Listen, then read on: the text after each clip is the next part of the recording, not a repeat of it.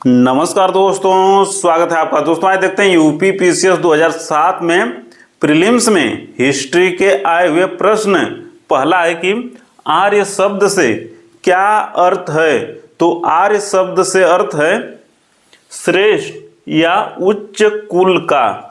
आर्य शब्द से अर्थ है श्रेष्ठ या उच्च कुल का। दूसरा प्रश्न है कि मैक्समूलर ने आर्यों का मूल निवास स्थान मध्य एशिया अर्थात बैक्ट्रिया को माना है। नेहरिंग एवं गार्डन चाइल्ड ने आर्यों का मूल निवास स्थान दक्षिणी रूस को माना है। तीसरे गंगानाथ झा जी आर्यों का मूल निवास ब्रह्मर्षि देश को मानते हैं।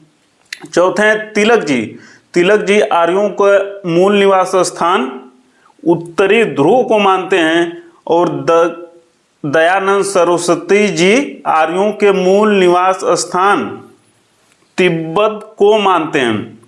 अब देखते हैं तीसरा प्रश्न जो कि बहुत ही महत्वपूर्ण है। अजात शत्रु के संबंध में 4-5 बातें। सबसे पहले किसका कार्यकाल रहा है, शासन के कार्यकाल रहा है 492 ईसा पूर्व से लेकर 460 ईसा पूर्व। दूसरा प्रश्न यह कि किस वंश का था, तो यह हर्यक वंश का था। तीसरा बहुत ही महत्वपूर्ण इसमें पॉइंट है कि राज सिंहासन के लिए अजात शत्रु ने अपने पिता बिंबिसार की हत्या की एवं अजात शत्रु के पुत्र उदयन ने राज सिंहासन के लिए ही अजात शत्रु अर्थात अपने पिता की हत्या कर दी। इसलिए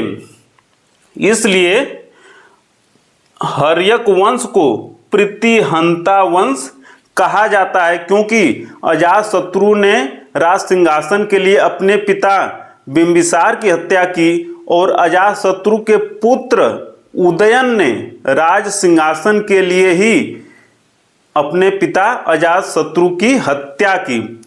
अब देखते हैं एक महत्वपूर्ण प्रश्न, एक महत्वपूर्ण पॉइंट इसमें यह भी है कि लिच्छवियों के विरुद्ध अजात शत्रु ने रथमूलक एवं महाशिलाकंटक अस्त्र का प्रयोग किया था। अब देखते हैं नेक्स्ट प्रश्न की।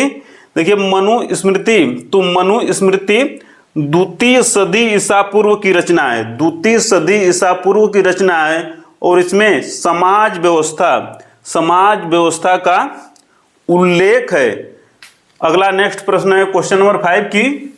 देखिए हर्ष के समय वेन सॉन्ग भारत आया था और उस समय चीन में ताई सुंग वंश का शासन था, किंतु वेनसांग चीन के राजा के माध्यम से नहीं आया था बल्कि स्वतंत्र रूप से आया था और इसने 6 वर्ष नालंदा में रहकर शिक्षा ग्रहण की। 6 वर्ष नालंदा में रहकर शिक्षा ग्रहण की। क्वेश्चन नंबर 6 की अकबरनामा को लिखा है अबुल फजल ने और अकबरनामा का तीसरा भाग आइन ए अकबरी कहा जाता है। क्वेश्चन नंबर 7 कि देखिए चंपारण आंदोलन 1917 में चला था, इसको सुमेलित करना था। तो अमृतसर घटना 13 अप्रैल 1919 को घटित हुई थी। मोपला विद्रोह 1921 ईस्वी में हुआ था और चौरी चौरा की घटना 4 फरवरी 1922 ईस्वी को हुई थी। 8वां प्रश्न देखिए कि मुस्लिम लीग का गठन कब हुआ। तो मुस्लिम लीग का गठन 30 दिसंबर 1906 को हुआ। कहाँ पर हुआ, तो ढाका में हुआ और इसके संस्थापक अध्यक्ष नवाब सलीमुल्लाह हैं। मुस्लिम लीग के संस्थापक अध्यक्ष कौन है, नवाब सलीमुल्लाह। और मुस्लिम लीग के प्रथम अध्यक्ष कौन है, वकार उल मुल्क मुश्ताक हुसैन इसके प्रथम अध्यक्ष हैं और इसके संस्थापक अध्यक्ष हैं नवाब सलीमुल्लाह। क्योंकि जो 30 दिसंबर 1906 को ढाका में इसका बैठक हुई थी तो इसके अध्यक्ष नवाब सलीमुल्लाह ही थे। अब देखते हैं बहुत ही महत्वपूर्ण कि मुस्लिम लीग के 3 उद्देश्य क्या थे। मुस्लिम लीग के 3 प्रमुख उद्देश्य क्या थे? तो नंबर 1 पहला उद्देश्य कि ब्रिटिश सरकार के प्रति मुसलमानों में निष्ठा बढ़ाना। दूसरा उद्देश्य मुसलमानों के राजनीतिक अधिकारों की रक्षा करना। मुस्लिम लीग का तीसरा उद्देश्य कांग्रेस को कमजोर करना। एक महत्वपूर्ण तथ्य यह भी ध्यान में रखना है कि बंगाल विभाजन की घोषणा के बाद ही 1 अक्टूबर 1906 को बंगाल विभाजन की घोषणा के बाद ही 1 अक्टूबर 1906 ईस्वी को आगा खां के नेतृत्व में मुसलमानों का एक शिष्टमंडल वायसराय लॉर्ड मिंटो से शिमला में मिला था।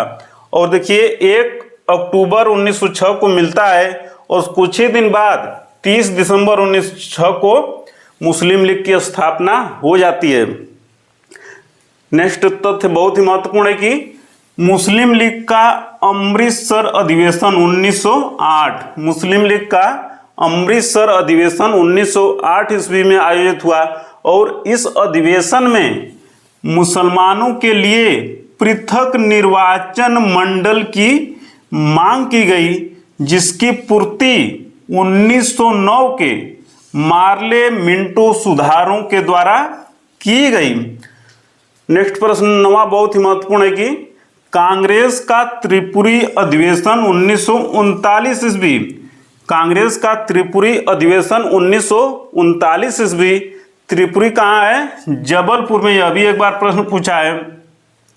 तो सुभाष चंद्र बोस के अध्यक्ष चुने जाने के बाद सुभाष चंद्र बोस जी ने इसी अधिवेशन में अध्यक्ष चुने गए और इसी अधिवेशन के बाद अपना अध्यक्ष पद से त्यागपत्र दे दिए।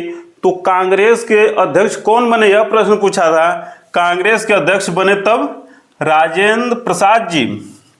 10वां प्रश्न की द इंडियन